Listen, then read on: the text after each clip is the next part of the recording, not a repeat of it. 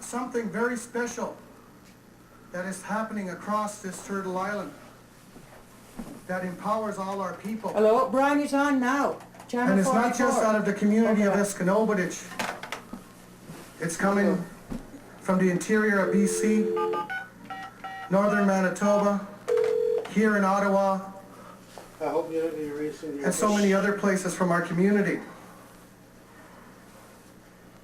I would like to extend Hello, our gratitude Brian is on TV. and our thanks Channel 44. for all the organizations and the chiefs There's that I see here today, and a few that I don't, I'm hoping to come across, that your support was not only appreciated, but very much needed. And on behalf of our community, I would like to thank everyone for that our heart was gathered strength from that support. These were very turbulent times for our community of Escanobadich. I'd like to go into briefly I had some slides that hopefully we'll get them up there sooner or later for everyone to see, about some of the confrontations that had taken place between ourselves and the Crown. The EFN policy that we stand behind, the Escanobadich fishing policy, is more than a policy on access to lobster. It is more than an access to just the fishing. It's an expression of Aboriginal freedom that I think is what we're talking about here today. I want everyone here to know that the pains and the suffering that we see coming out of Davis Inlet and many other regions within our territories, that these unfortunately ring home for all of us. And when you see Escanobadich out there fighting and risking their lives and standing up to the Crown and saying, no more, we will not take this anymore. It is up to all of us here as leaders to provide an avenue for our people for freedom.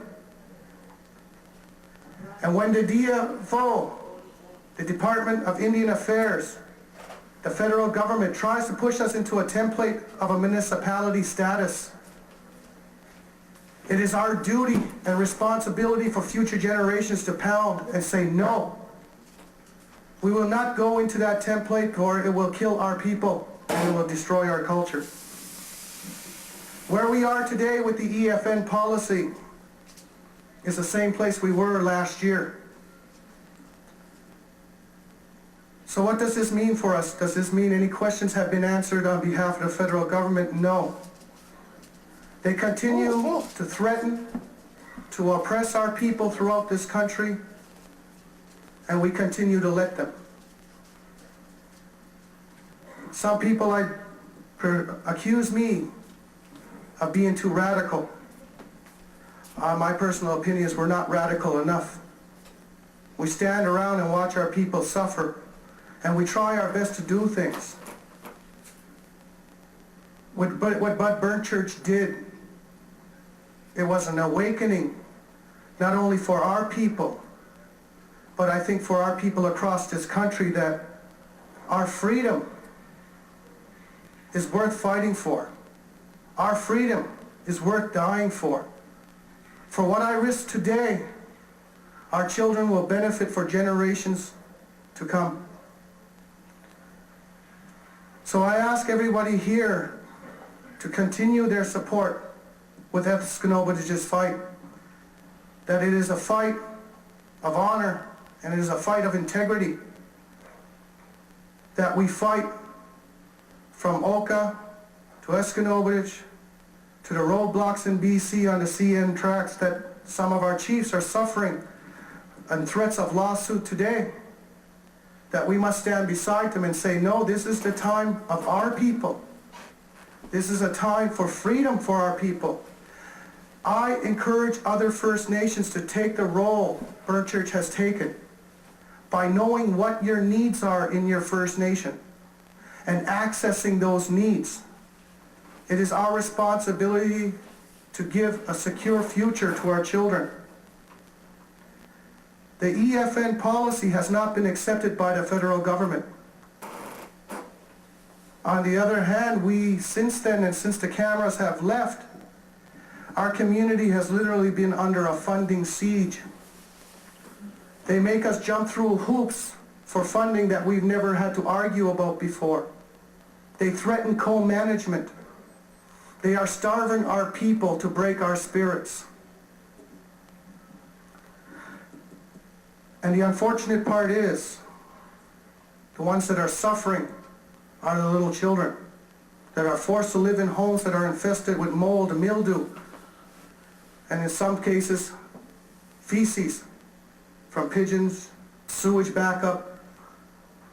We look around and we drive on roads in our neighboring communities, the non-Aboriginal communities that are paved so well, and we look at their homes and we don't see the same suffering we see in our own homes. So I ask everyone here is, where do we go? We are constantly looking for vindication from the federal government. My personal opinion is that they can take their vindication and shove it. I know what my community needs, and I know everyone here does too.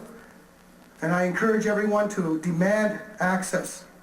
And when that doesn't work, take what is rightfully yours in the areas of fishing, forestry, natural resources of many other areas.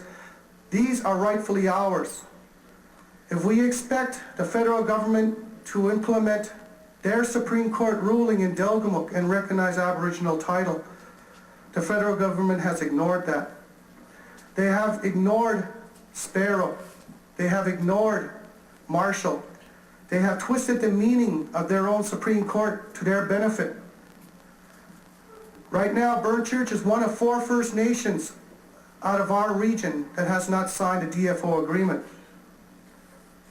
I do not condemn the First Nations that have signed, because it is extremely difficult to sit and watch your people suffer as others get rich off the resources that are rightfully yours. But the point still remains that when individual First Nations communities take a stand, it is appreciated by us that we see so much support at the national level and throughout this country, because it is felt from the people who sacrificed on the front lines. And I just want to speak very briefly about where we are today with the EFN policy and the Eskenazi First Nation struggle. We are in the same place we were last year. We have nothing clarified with the federal government.